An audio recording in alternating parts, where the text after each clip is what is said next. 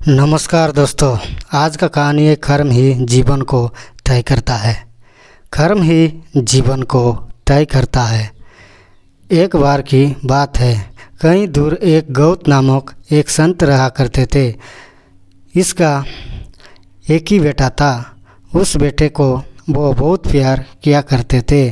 जितना वो अपने बेटे से प्यार करते थे उतना ही उसका बेटा उनसे प्यार किया करता था।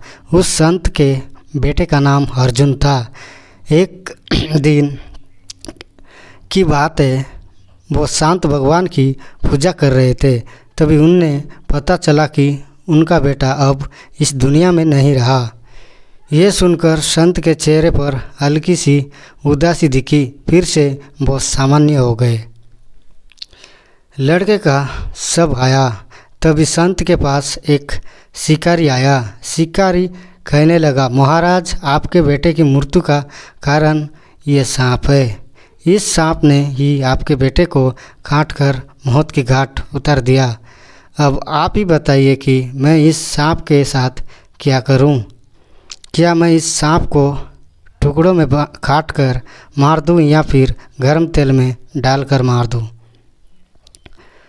संत महाराज ने कहा, आप इसके साथ कुछ भी ना करें।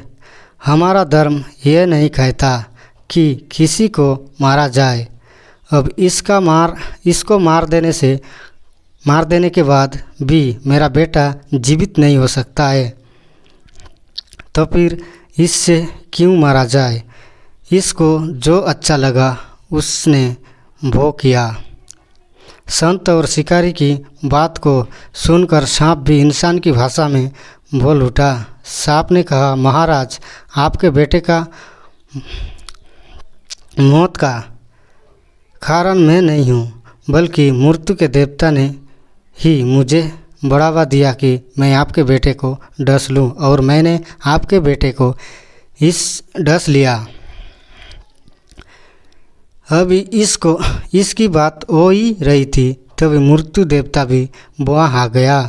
मृत्यु देवता ने कहा, किसी के मौत का कारण मैं नहीं होता हूँ। आपके बेटे के मौत का कारण मैं नहीं हूँ। मुझे तो काल ने आदेश दिया कि आपके बेटे की जान लिया जाए, इसलिए ही मैं सांप को इससे के लिए बढ़ावा दिया। इसमें न तो सांप दोषी है और न ही मैं। काल के अनुसार ही ये धरती चलती है। काल जो चाहते हैं वो ही होता है। हम सब काल के अनुसार काम करते हैं। मृत्यु के देवता संत, शिकारी और सांप को बता रहे थे। अभी तक तो ये खुद को सही बता ही रहे थे। तभी वहाँ पर काल भी आ गया। काल ने कहा, मैं भी किसी काम के लिए जिम्मेदार नहीं हूँ। जो कुछ भी किसी के साथ होता है उसके लिए उसका कर्म ही जिम्मेदार होता है। इस लड़के का मौत का कारण इसका पिछले जन्म के कर्म जिम्मेदार है। जो भी जैसा कर्म करता है उसका वैसा ही जन्म और मृत्यु मिलता है। इस कहानी से हमें ज्ञान मिलता है कि हमें हमेशा अच्छा कर्म करना चाहिए। कर्म ही हमारे सामने फल के स्वरूप मिलता है। अगर किसी काम को करके हम किसी को दुख देते हैं तो कोई ऐसा भी होगा जो कुछ ऐसा काम करेगा जिसके हमें दुख होगा। वहीं अगर हम कोई काम करके किसी को सुख करते हैं तो कोई ऐसा भी होगा जो कुछ ऐसा काम करेगा जिससे हमें खुशी मिलेगा। तो दोस्तों, आज का कहानी इतना ही। आप लोगों को अगर अच्छा लगा तो शेयर कीजिए, ज़्यादा से ज़्यादा लाइक कीजिए, और चैनल अगर कहानी अच्छा लगा तो आप सब्सक्राइब कीजिए।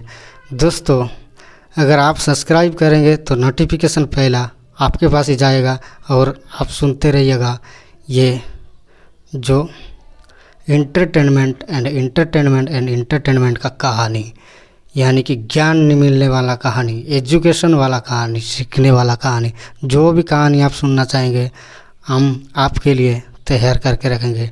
बाकी आप लोगों को इतना सुनने के लिए आप लोगों को बहुत बहुत बहुत तहे दिल से बहुत बहुत